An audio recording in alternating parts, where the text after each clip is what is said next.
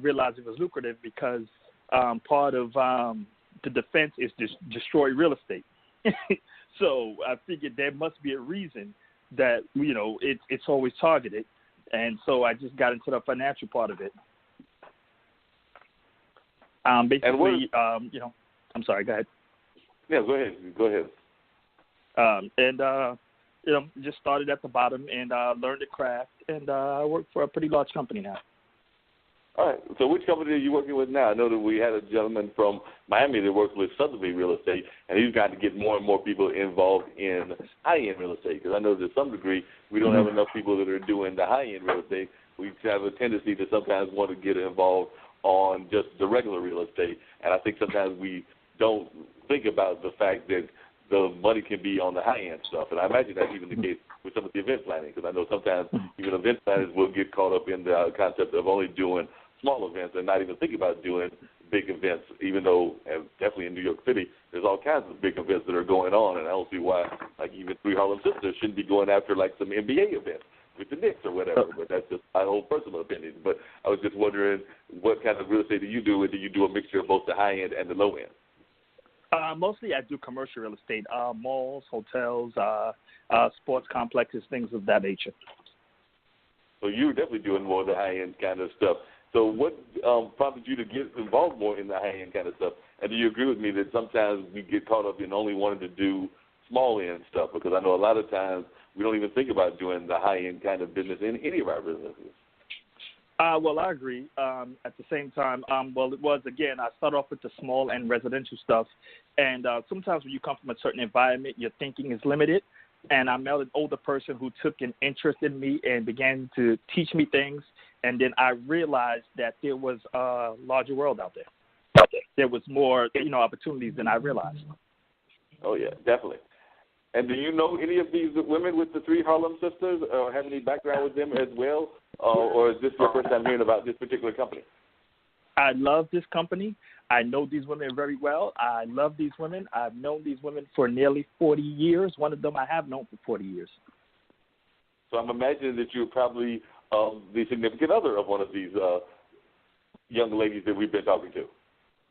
I am the brother of one of them. They're all my sisters, but I'm the biological brother of one of them.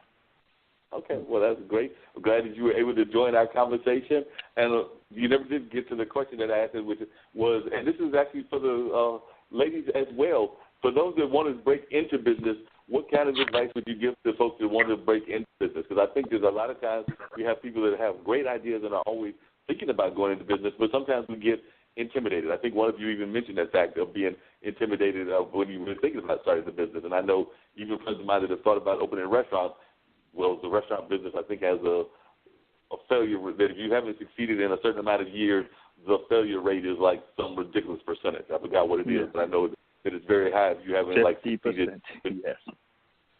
It's 80%. I do it. So what advice, both for you, Albert, as well as some of the ladies that are on the line, would you give for folks that want to break into business? My advice to them would be, what I've learned is when you make a mistake, don't let that mistake deter you. At least try to find out what you did wrong, because in that sometimes that minor mistake could be the thing that changes your outlook going forward. And for myself, I always have two plans. I have a plan for if everything goes as anticipated, and then I have a plan for if everything goes awry. And usually it falls somewhere within there, and I make adjustments. They're very intelligent women, and they're planning. I know some of the things that they plan on doing, and I'm really proud of them. Mm-hmm. Thank you. Sounds like they're doing some great work, and it sounds like they have the support of somebody and family members as well as folks that are behind them, whether that's a significant other, whether that's a brother, whether that's their mother, whether that's whoever. But it sounds like they definitely have some strong support that is behind them, and that is definitely a vital thing to have in any business endeavor. Now, you just mentioned that y'all have some other things planned, so I just mentioned the grand opening. April, do you want to share some of the other things that you might have planned out for the next 6 months to a year? Because it sounds like y'all have already got some events planned even past the opening. Yes, well, for 6 months to a year, we're looking forward to possibly, I would say within the summer or closer to fall, we may do another launch, another soft launch. Might be a little bit bigger, but we're looking towards corporate. And the reason for that is because, again, like Janice said earlier about, meeting people where they are and their budget and whatnot, we want to look at both scales of what's out there. And that's a big discussion that we had when we were planning on, how we're going to reach the public. Because, sometimes we got to cater, well, not sometimes, but all the time, we have to cater to our public because they're hiring us for a job. So if we're catering to the corporate world, how do we reach them? Okay, well, we need to do a launch with them as well. And that's something we discussed. So I think within a 6-month period, I'm pretty sure that is the next plan on who we're going to reach out to, how we're going to network with them. As you indicated, Mark, earlier, there are some people that you can have, you could provide the numbers to us that we can network with, and they possibly know some people in corporate as well. So that is very helpful towards us getting and building our business and having another launch that could possibly be successful. So that's definitely coming up. So Janice and Timeshia, what do y'all think is coming up too? What do you add on this discussion as far as, what we already talked about? Is there anything that I'm missing? No, you pretty much covered it all. We're trying to get every aspect of the world there is. Yeah. We want to cover everybody. We don't want to leave anybody out. There's no one that we will not work with. Everyone is welcome, and we welcome everyone to work with 3Harlem Sistas. That's what we're here for. No matter the background, no matter your religion, no matter your race, no matter your gender, no matter what. We love people. We love people. We are about family. We're about love. We love what we do. And if that empowers another little girl, another little boy to want to make cookies, to want to design sneakers, who wants to learn how to cook and make good oxtails, like my sister, whoever, then we've done our job. That raises an interesting question. That actually raises an interesting question, which is, y'all were inspired by the folks ahead of you. Have either of your own kids or grandkids expressed interest in trying to help out the business 3Harlem Sistas, or even being involved in business in any form or fashion? So have you already heard, as y'all have been doing your various businesses, from your own kids or your own grandkids about what they're interested in? I can speak on this. I'm sorry. Who did I cut off? No, I'm sorry, sis. I would just say the grandbabies are still little, but CJ, my grandson, likes to be in the kitchen and likes to want to know what's going on. Like before. Okay, so I can say for my 21-year-old son, Tajay, and that is Timeshia's godson. Godson. That's her godson, and he is actually having his own business, but it's actually T-shirt business. And this is something that he has been pondering for a long time. And he actually has his own business going, and which is a good thing because at 21 years old, he's always thought about some entrepreneurship, even when he was little. He was one of those kids that took his Halloween candy and went to school and sold it and came back with money. The boy was constantly thinking about, I'm going to make money, and this is what he did. So having a godparent and a mother and an aunt that's working on a business, that strengthens him to say, I can do it too. So I can tell you he's very proud of us, and he knows he can do it. And the biggest thing that we talked about as well is leaving a legacy. So the legacy is them, our children, and then their children. So the biggest thing is entrepreneurship because we have people way before us, our family members, just people within Harlem that did this, and they gave us the path on how to do it. So we're just following it and making sure that we leave a legacy behind, and that is generational wealth. That's what we want to do.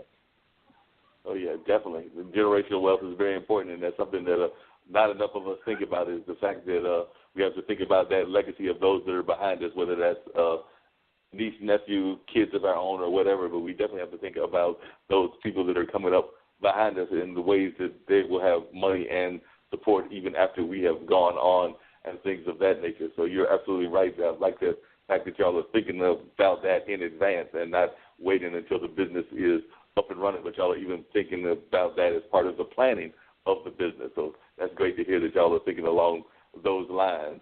Now, you mentioned that he had done that as a kid, and I jokingly mentioned that about the lemonade stand, but did either one of you three have businesses as children? I mean, yes, you did cooking and things of that nature, but did the lemonade stand actually exist that you women were running when you all were in grade school, or did you sell candy, or whatever the business was? Also, this is a question for all three of you. Were you actually involved in any form of business as a child? I used to braid hair. That's about it. My first job at 14, I was 13, 14. My first job was at a candy store. So I guess I had that already in me. Like, it's time to sell something, some kind of edible something, food, drink, whatever it was. I guess that's what it was.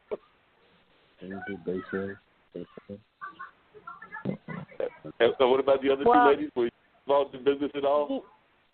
Yes, I actually started. Yep, we both do. We both braid hair. And we started very young. Yes. How old were you when you were braiding hair? Were we talking about like in 8, 9, 10, or were we talking about even younger than that, or a little bit older? I know I think started. We really got into it. He was like teenager. Yeah. Like definitely. really got into it as a teenager. Well, Timeshia used to braid my hair when we were like 10. So I don't have it in me no more. I know, right? It's a lot of work, but it's a talent that when you naturally have that talent, and it's something that we share together, the two of us, because I braided her hair, she braided mine. This girl, let me tell you something. This woman can wrap some hair too. Okay. That's where I went get my hair wrapped. I would go, hello? I'm coming upstairs. This was the conversation. And she'll wrap my hair, and she'd say, look, I need you to braid my hair for me. I said, not a problem. But this is how entrepreneurship and bartering, this is things we didn't even know we were doing, that we were learning skills back then that we are able to use now. Oh, yeah. And now we had a descendant of Madam C.J. Walker that was on the show not too long ago and everything. So I was just wondering, in terms of national business leaders, are there any like people that you think about and that you use as inspirations, whether that's somebody historical like Madam C.J. Walker, whether that's somebody like Oprah, whether that's somebody like Sandra Rhimes, but are there any people that are out there on a national level that you think of as your own personal inspirations outside of the family members? Because it sounds like all three of you had family members that were involved in some form of entrepreneurship or another, so they were definitely inspirations. But on a national level, were there any people that inspired you as well? That's a good question. Well, I will say that, I don't know if you guys are looking at it as national or what, I will say that Candy Burris is she's a business mogul. That lady has her hands in everything. So I definitely look up to her for the things that she's doing, and it really makes me want to do more because she's really out there. She has several businesses, and she's been doing it for many years, and she's still very successful at it, and she's still doing it, and she's going to leave something for her children. I would have to say when I look at being that what I do is cook and bake, I see how far Gordon Ramsay, and he's been one of my culinary idols ever since I was a child. I had the honor to meet another top chef, Iron Chef, Carla Hall, and I also had the honor to bake her birthday cake this year, which she loved, and I was really happy about that. So these are people who are really inspiration to me, who just, were people who were told, man, you will never make it. But yet, here they are. So on that level, they're my inspiration. And if you had the pleasure of, you mentioned the Iron Chef, if you had the pleasure of doing any benefits or any food, both the caterer and the baker, for any of the people that are involved in either New York politics or the New York entertainment or the New York athletic world.